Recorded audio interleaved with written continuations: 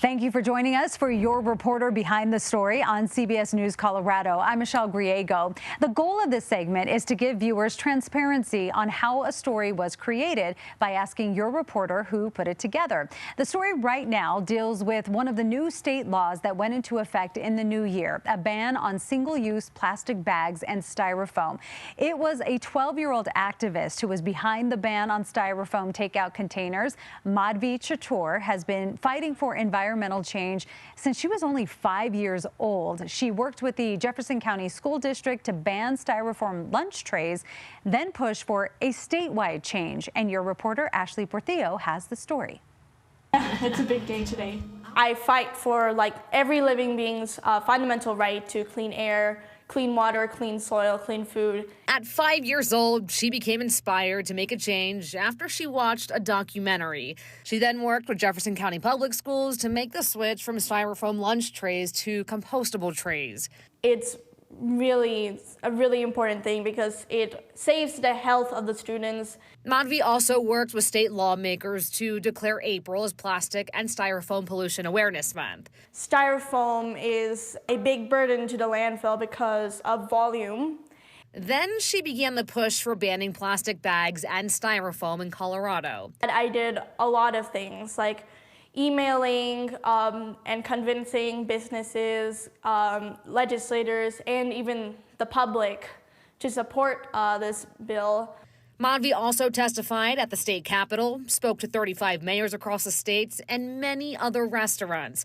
She even coined the nickname No Styrofoam Ninja. Yeah, everyone should transform, I guess, into ninjas and fight against the styrofoam and plastic pollution. The new year means the new law takes effect, and she's recognizing her hard work paying off, proving age is just a number when it comes to making change. So yeah, it's really exciting. So it's a really big win for our ecosystems. As she visited a nearby restaurant, Madhvi also did not forget to bring her metal containers. It's a lifestyle change she's made, and she hopes others do the same. Do their part in their own life, in their own lifestyle, and make sustainable lifestyle changes and try to eliminate unnecessary plastics. And joining me now is your reporter, Ashley Portillo. Thanks so much for being here. Yeah, thank you, Michelle. Madhvi is amazing. So tell us how you came across this story and how you met her. I mean, first and foremost, certainly a brilliant 12-year-old. We saw that in that story there. And I think it was actually probably after Christmas, right before the new year started, when those laws were taking effect. I was actually working on a story talking about those laws specifically. It was a styrofoam ban, going out and talking to local restaurants. And as I was working on that story, her mom actually reached out to us, and I had an email in my inbox talking about her daughter just being this advocate and activist for these laws, and her daughter being a really big reason and a really big push as these laws were going through the legislative session. And I said, hey, we got to talk to her. And that's how this story really came about to be. Which is so amazing. Break down the law that went into effect this year. It was a three-part law. Right, correct. So this law was signed into, or excuse me, this bill was actually signed into law back in 2021 by Governor Jared Polis. So essentially the first part of this law went into effect in 2023 of last year.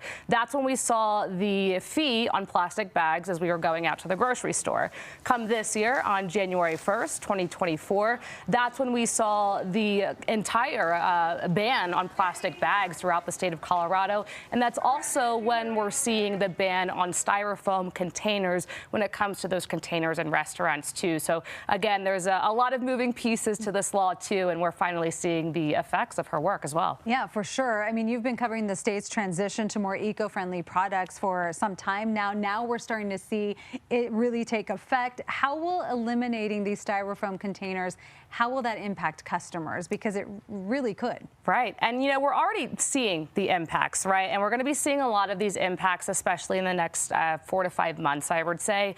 When I was speaking to some local restaurants that I've done stories with, too, they said the styrofoam containers typically cost about 13 cents per container.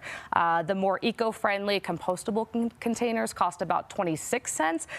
So who does that really impact? That's really going to fall back on us as customers, because these business owners really can't bite the bullet and take all of those costs and those fees in. So unfortunately, we may be seeing small fees on some receipts at the bottom of our receipts. We may be seeing some prices going up too when it comes to ordering takeout at some of these local restaurants, Michelle. And some business owners may choose just not to do it. Are there consequences if restaurants don't follow this? Right. So I believe, according to the state law too, as I was reading it too, the first violation, it's going to be a warning for some of these restaurants if they don't make this transition or implement this within what they're doing. Come the second violation, it could be up to a $500 fine. That third violation could be a $1,000 fine too. So again, I know these local restaurants have been dealing with so much really since the pandemic started and afterward too. I mean, it's just so much they've been dealing with that I foresee a lot of them will try to avoid a lot of those fees and penalties moving forward. Well, because of the pandemic, some of them are already pinched, especially the mom and pop shops. All right, so the state has taken single-use plastic bags from grocery stores now. Will restaurants still use them? Yeah, so what's actually interesting about this law is that, yes, those plastic bag bans do impact our local grocery stores, right? Our local retail stores, but it does not impact restaurants. So restaurants can actually still use those plastic bags. And as I was doing this story, I was also talking to the Colorado Restaurant Association. They said just for the safetiness and cleanliness when it comes to eating takeout meals, we have to use plastic bags. And restaurant owners I was talking to as well said, we can't use paper bags. If something spills in your vehicle, we need a plastic bag to, make sure everything is contained too. So that does actually not apply to restaurants when it comes to the ban of plastic bags. Well, I wonder if that will start with customers. Now we take our own bags to grocery stores. Maybe people will start taking their own bags to restaurants too for takeout. Maybe their own bags, maybe their own containers too, because Madhvi, as you saw in that story, she actually brought her own metal containers to the Chinese restaurant that she goes to frequently. So we may be seeing more of that. If you don't want to use those compostable containers, maybe we're going to see more customers bringing their own containers to get food. Who knows? What else does Madhvi have going on? Oh my gosh, she has so much going on. I mean, she talked about for 10 minutes of all the things that she's doing right now. But in her spare time, she's actually a dancer. She composes music of her own. So she's her own music composer. She plays many instruments. She does so much for not only the local community, but a lot of activities that she does in her spare time too. I don't know how she has time for it, but I'm so impressed. I said, kudos to you, girlfriend. You have such a bright future. No kidding. And I can't wait to see what she does in just the next, 5 years, what she's going to do. So that's so great. Ashley, thanks so much for talking about all of this. Of course. Thanks, Michelle, for having me. Yes. And of course, Ashley talked to the owner of a restaurant making the switch and how that will impact business. You can check all of that out, as well as Ashley's story with Madhvi on our website, cbscolorado.com.